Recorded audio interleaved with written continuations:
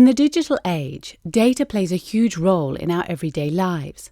It's present in lots of obvious ways, when we're shopping online, for example, and have to type in our name and address. But data collection can also be less visible.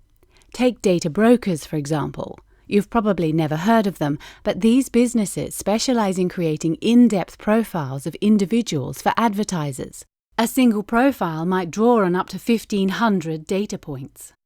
This can include a person's sexuality, browsing history, political affiliation, and even medical records. One US-based data broker, Axiom, claims to have files on 10% of the world's population.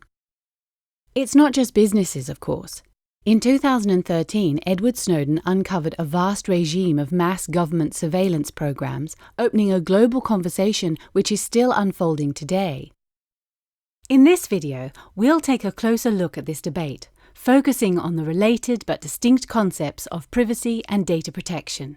By the end, you should have a clear idea of how these issues differ and overlap, how both are affected by the digital age, and how you can engage with companies and governments to protect and strengthen these rights. So what are we talking about when we say privacy and data protection? Let's take privacy first. Article 12 of the Universal Declaration of Human Rights treats privacy as a distinct human right. It says that no one shall be subjected to arbitrary interference with his privacy, family, home, or correspondence. Everyone has the right to the protection of the law against such interference or attacks. This is simple enough. Agreeing on what privacy actually means here has proved harder. Depending on the context, it can mean the right to freedom of thought and conscience, the right to be left alone, the right to control one's own body, the right to protect your reputation, the right to a family life, or the right to a sexuality of your own definition. There are other ambiguities. In legal terms, privacy isn't an absolute right. This means it can be restricted for certain reasons, for example, to protect national security or public safety, or if it conflicts with other rights, like the right to free expression. An example could be a public figure invoking privacy to avoid disclosing their financial records. And what about data protection? Contrary to popular belief, it is not the same thing as privacy.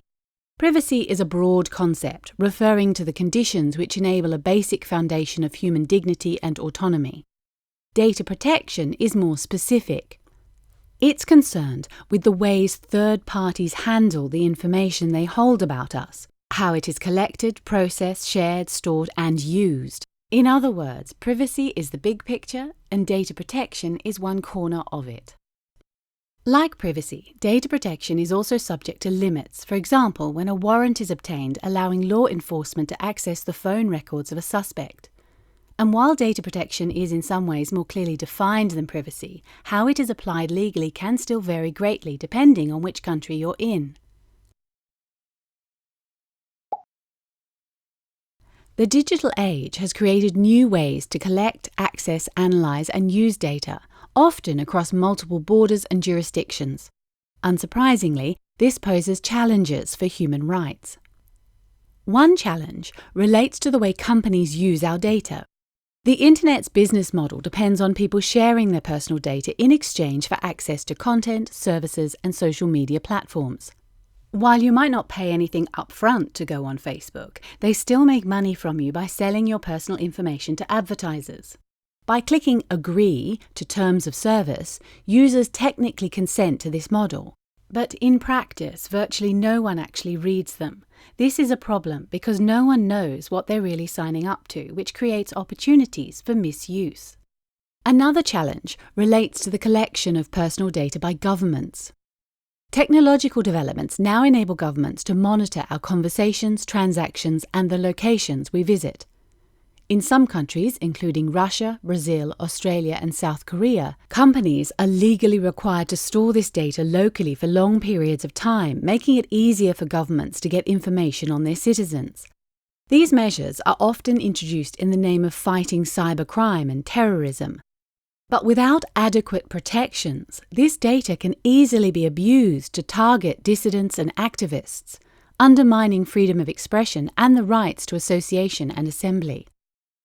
And these are just the technologies we have now. Emerging technologies like the Internet of Things, wearables, and artificial intelligence are likely to pose new challenges to human rights. As human rights defenders, we need to be prepared for these. There are many bodies and forums where privacy and data protection issues are discussed and defined. National and regional courts have a crucial role here. The European Court of Human Rights, for example, has imposed limits on stop and search practices by the police and on the amount of time data can be legally retained. At the national level, it's common to find a specific public body responsible for privacy and data protection. This can be a specialist post or an ombudsman. But the extent to which privacy is defined and protected varies greatly between different jurisdictions. For example, there is no clear right to privacy in the African Charter on Human and People's Rights. However, there are mechanisms at the international level.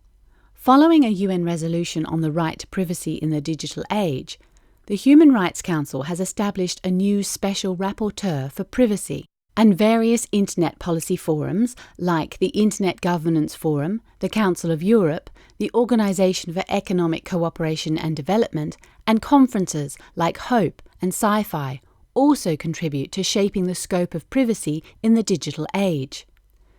And finally, we have companies. The decisions of companies can also have a huge impact on data protection and privacy rights. For example, by building end-to-end encryption into their software, as WhatsApp did in early 2016.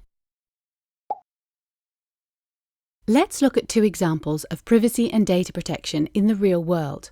First, let's look at the Apple versus FBI case. After the 2016 terrorist attacks in the US city of San Bernardino, the FBI asked Apple for the information stored on the iPhone of one of the suspects. However, Apple's operating system is encrypted and only accessible through a PIN code. The FBI asked Apple to modify the system to let them in. Apple refused, opening a lively debate on the right to privacy versus security needs. The case was almost taken to court, but in the end, the FBI found a vulnerability to crack the phone. In privacy terms, this was a legal setback. If the case had gone to court, it could have helped popularize the risks of weakening encryption for society and establish what constitutes a legitimate limitation on privacy by the state. Next, let's look at surveillance in Kenya. In Kenya, a combination of invasive surveillance measures and a lack of adequate data protection facilitated a crackdown on civil society in 2013, which was documented by Peace Brigades International. Many human rights defenders had their offices raided, computers hacked, and phones tapped by the government. One of the ways human rights defenders have been fighting back is by pushing for the ratification of Kenya's first data protection law, long stalled in Parliament. If implemented properly, this could limit the worst excesses of state surveillance. Kenya is by no means the only country to bring in surveillance legislation justified by security concerns. But this example is a good demonstration of how seemingly abstract restrictions on online privacy can have physical consequences in the offline world.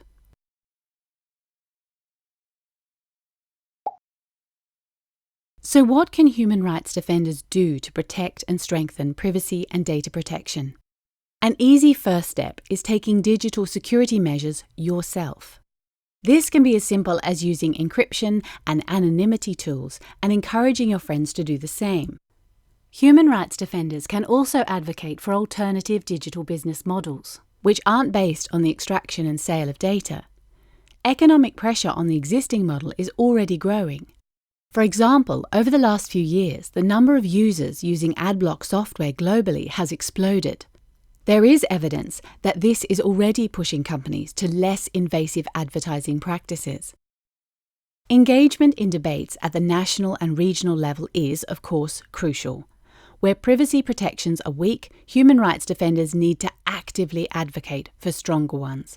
And even where they are stronger, we need to make sure legislation is keeping up with new technological developments, like the Internet of Things. Ultimately, if we want things to change, Human rights defenders need to make these issues accessible and relatable by being more creative about the way we talk about them. When people see how data protection and privacy affects them on a day-to-day basis, they may be more inclined to engage with these concepts. In the next video, we'll be taking a closer look at freedom of expression, association, and peaceful assembly.